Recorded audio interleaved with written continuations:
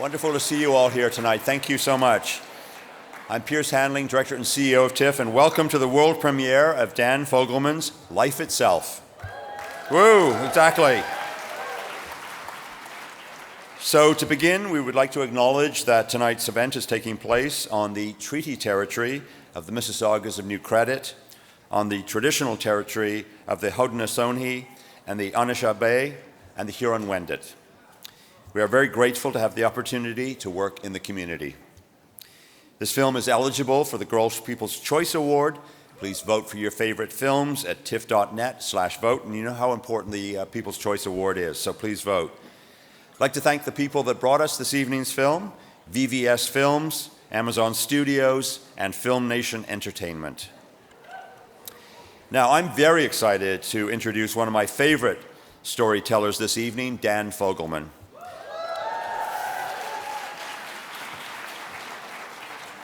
Clearly, you know his film and television work as a screenwriter, as a producer, and as a director. He's responsible for the highly popular, award-winning TV series, This Is Us. And he was the writer of, amongst other films, Crazy Stupid Love. So tonight, he brings us another thoughtful examination of connectedness, family, and love, as we meet a group of wonderful characters and their interwoven narratives. With a number of impressive performances, this film will lift you up and likely inspire you to call a loved one or two. Please welcome writer, director, and producer, Dan Fogelman. Thank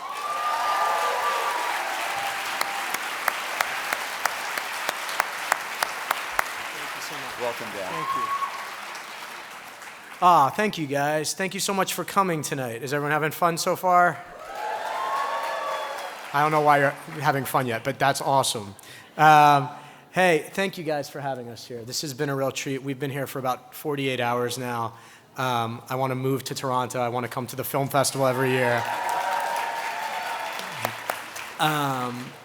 So thank you. I wanted to bring out the cast. I feel like I'll bring out the famous, beautiful people. First, I want to introduce Sergio Perez-Mencheta.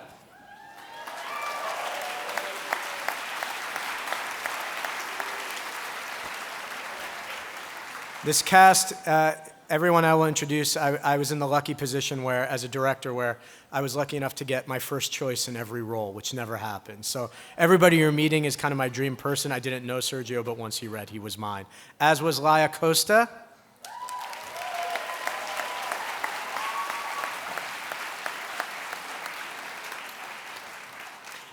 I went to my first film festival like 3 years ago as a producer. I did a little movie called Me and Earl and the Dying Girl with Olivia Cooke.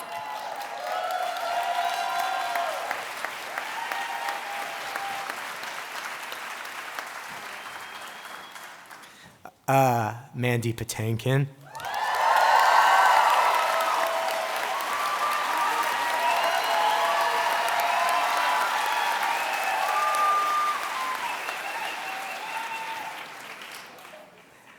An actress you may have heard of, Annette Bening.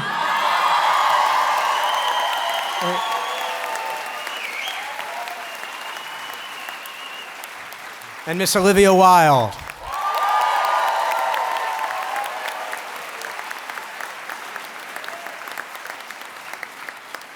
Oscar is shooting Star Wars and couldn't be here. I've been texting him and sending him pictures of us all having fun, and he's miserable about it right now. So I wanted to say, could I say a couple of really quick thank yous real quick?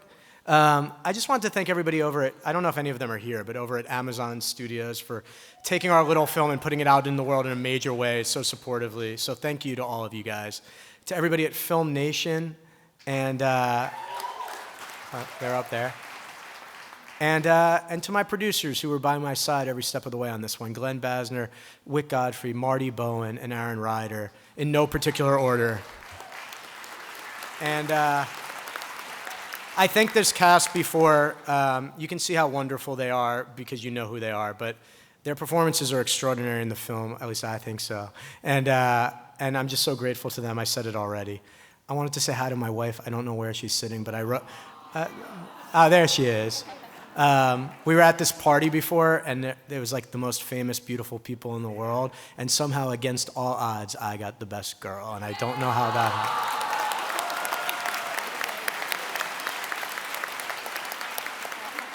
I'm aware that that may or may not get me laid tonight, but I'm trying every...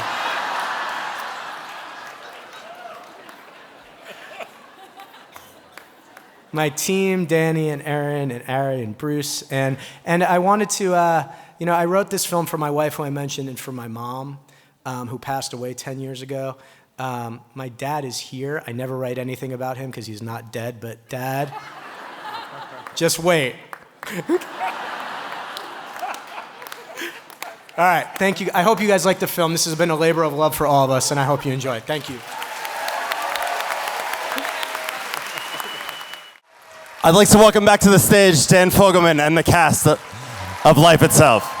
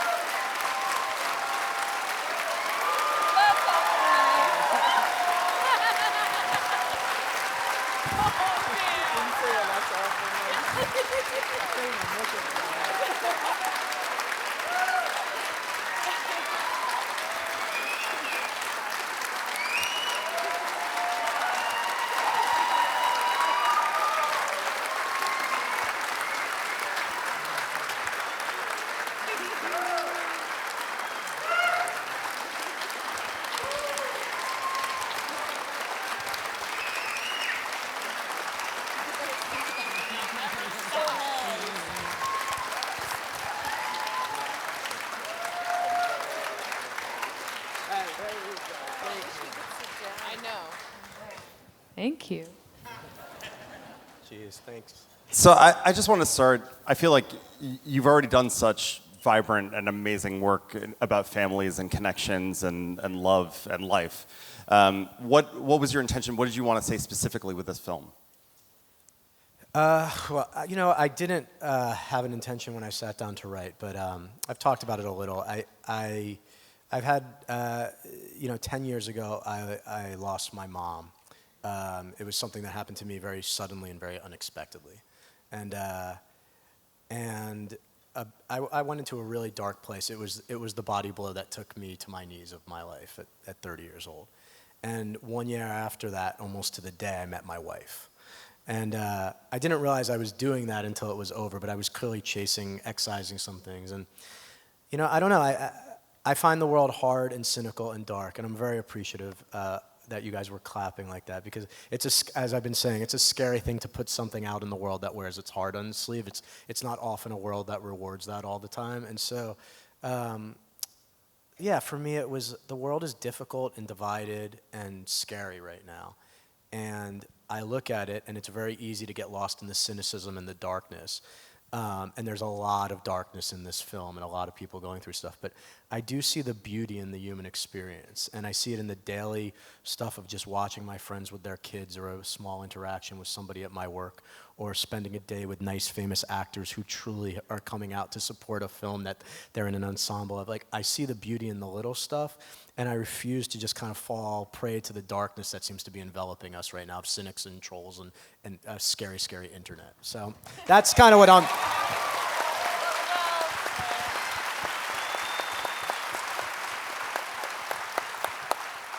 By that same token, the film balances through the performances, through the writing, through the direction, such a beautiful tone where there are pieces of darkness and there are pieces of great heaviness, and then there are pieces of humor. But also, with something like this where there's so many stories, I feel like there's an easy way to feel siloed in each of them. Did you approach directing each of them differently? And I also wanted to ask the actors how much the awareness of the rest of the script, if you had awareness of the rest of the script, affected the way you performed.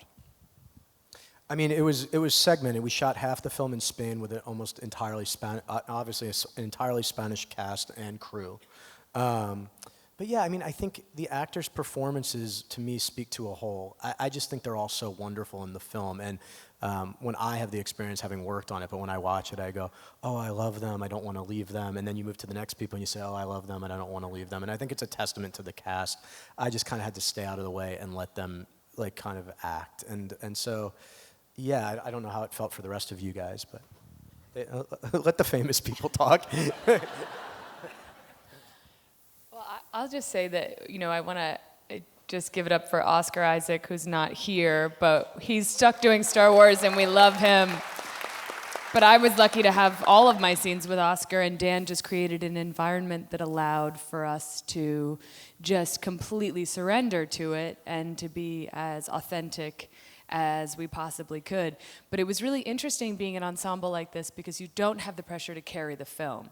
You can just be completely present and completely instinctual, not worry, well, will this be kind of boring after 45 minutes? Are people sick of me feeling this, feeling everything so intensely? You just can go for it and be completely authentic, knowing that Dan was going to edit you into this much larger, epic, sprawling family drama. I guess I was wondering, like, there's connections between the characters, and I was wondering if there was interaction between you guys in pre-production and in that way, even with the people that you weren't on set with, to figure out those connections and to figure out nuancing those moments together at all. There wasn't a lot. I mean, honestly, I mean, I don't. That's why none of them are talking. Yeah. I'm sorry. I'm not. No. I mean, Annette and Oscar shot the therapy stuff, which was about 40 pages in 2 days. It was like watching a stage play with two actors, and just we would set up the cameras in different positions, and often they would rattle off 20 pages. It was really like watching theater. And then the movie moved over to Olivia and Oscar, and then it moved over to Mandy and all of Mandy's stuff, and into Olivia Cooke, and then over to Spain. And so it was very segmented in that way, how we shot it. So it's all holding with you. I think so, a little bit. I mean, we would speak about stuff. But. Well, I'm going to let the audience ask. Do you guys have any questions, I assume? They're all stunned. Okay.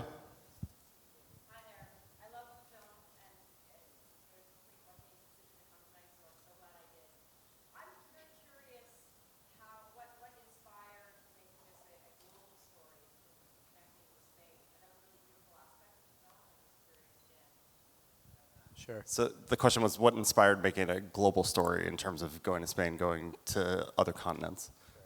I'd been to Spain a couple of times in my 20s, and I'd fallen in love with it. But in writing it, I think the intent was to show like the common movements of the human condition kind of can cross across language and continents. And Lai was just speaking really beautifully today about having backpacked around India and recently, and the shared movements. To me, the shared movements of our lives, no matter where we live, are pretty common. Our experiences are pretty common. Our situations differ, our language differ, but that was part of it. Could we put two different continents, two different languages in a film, and make it feel of a whole, and show the human condition in two different places in a way that hopefully felt seamless? Right here.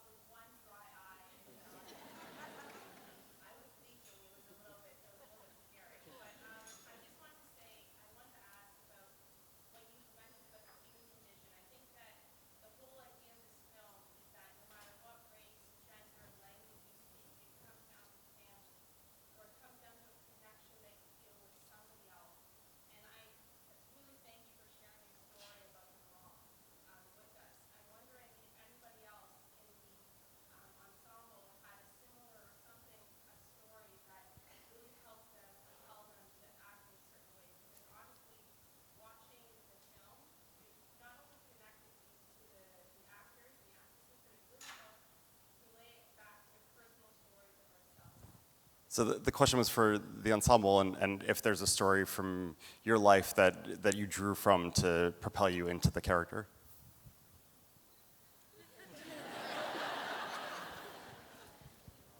No.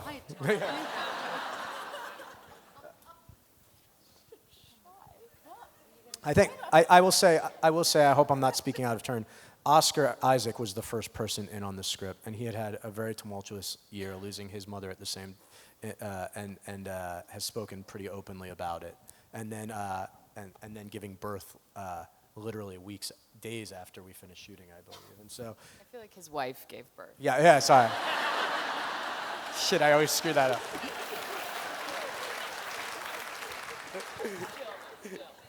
That's the experience he drew upon.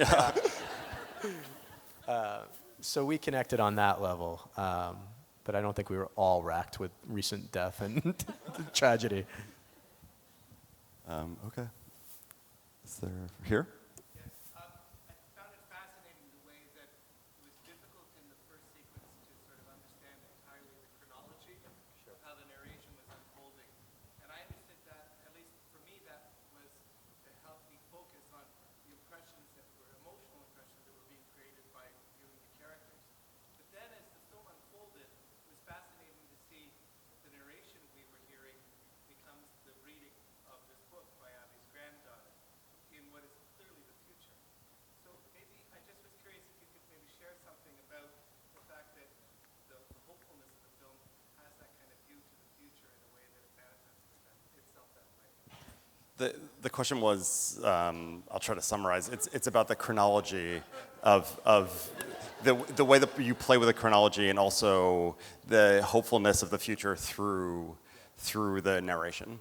Sure. I mean, it's something I'm fascinated by. I mean, I think if the theme is things happen to us and we kind of live on. I mean, what I've been battling for the last 10 years after losing a parent is, you're kind of hopefully carrying on something that would make them proud even if they're not there to see it. And so I thought, how better to do that than generationally? I've long been fascinated by the fact that I may have a tic or a mannerism or a like of a certain food that was born out of some man from, Dad, where are we from in Russia? Somewhere? That my ancestors in Russia might have had some kind of dislike of a food that translated 3 generations down, and this person I've never known of or met, I have. And so I thought maybe that's the best way to show kind of hopefulness in a family, clearly that's been struck by a lot of tragedy and loss. Like, life can continue and life can move forward, and there is beauty even after the sadness. So I think that was the point. Right here. So the question was, what made you choose Bob Dylan and that song in particular? Sure. Yeah, I mean, I had put on iTunes Shuffle when I started writing the screenplay, and that came up. And then I kept going back to the album, and eventually I was like, I'm going to make this the soundtrack of the album and focus a lot on the one populist love song in the middle of the bleak, kind of very sad album. And then I finished it, and everybody was really into it, and I realized I had to get like 12 songs from Bob Dylan. And so that was a process, but we did it, yeah. Right here. What inspired the dog's name?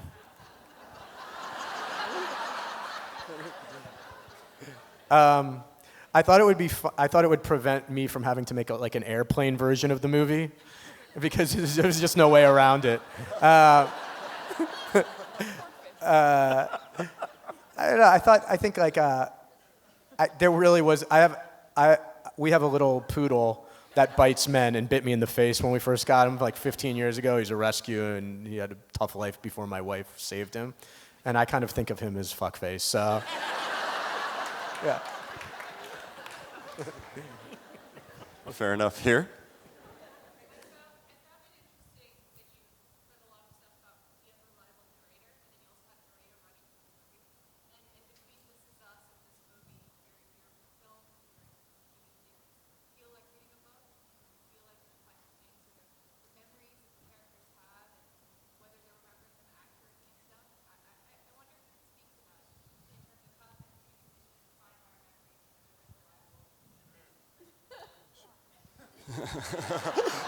I think Annette wants to speak to it. The question was about the unreliable narrator and the narration, and how the human condition is defined by our memories. This is a good film crowd, because like all these famous, beautiful people are here, and we're talking like writing theory, which I love. But Yeah, I mean, I studied. This is not fucking interesting, but I studied I studied Victorian literature. Like that was what I thought I was going to try and be a novelist maybe at one point in my life, and I was too scared. And so, but yeah, I mean, I think I love those sprawling generational, 100 Years of Solitude type novels, and so that was definitely like. I think our experience, you can sit down with your family and talk about your childhood, and it's almost like 4 different people were living in 4 different homes, the perspective of memory. And I think marriages are like that as well. Some of us romanticize, some of us remember fights worse than the fights actually were. No 2 spouses, I think, remember a fight the exact same way. My wife and I, when we fight, we do imitations of each other that never sound correct to the other person. And so that's a little of what's going on with Olivia and Oscar in the film, I think, as well, and what he's challenging to cope with the trauma. Back there? Yes.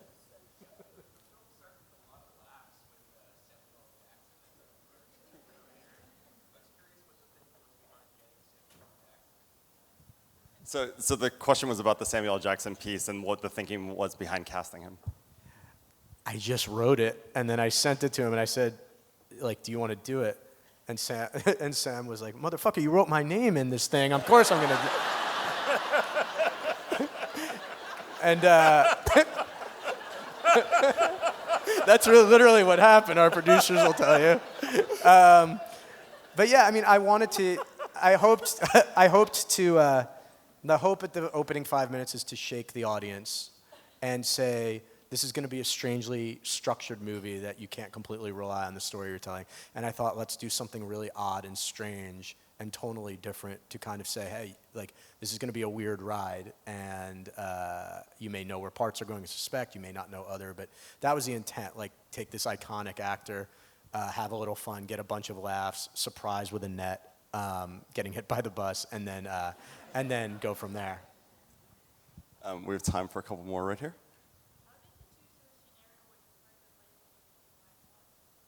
How did you choose the scenario with the pregnant lady getting hit by the bus? It's always been a fascination of mine. No.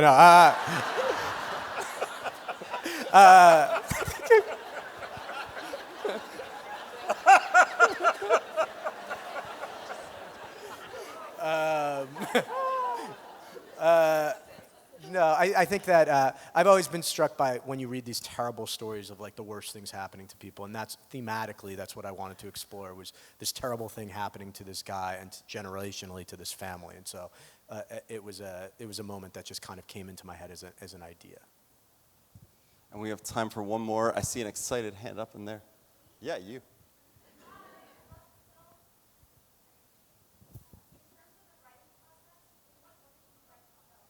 So the question was, in what order did you write the film? Sequentially, like it basically was, I normally write very quickly, and on this one, I wrote it over the course of about a year or 2 years maybe even, and just kept building upon it and adjusting and changing and letting it take shape. So it's not normally my process, but I wrote it sequentially. So it started with Sam Jackson, and it went to Oscar and Olivia and Therapy with Annette, and on forward, all the way through Spain. So it was kind of written in the order that it basically plays. Well, I want to thank all of you so much for coming and for bringing the film to us. Thank you, guys.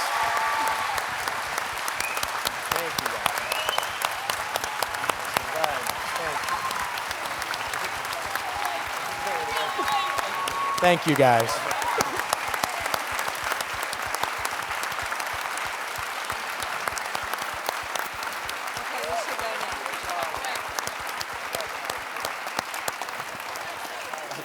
I was trying.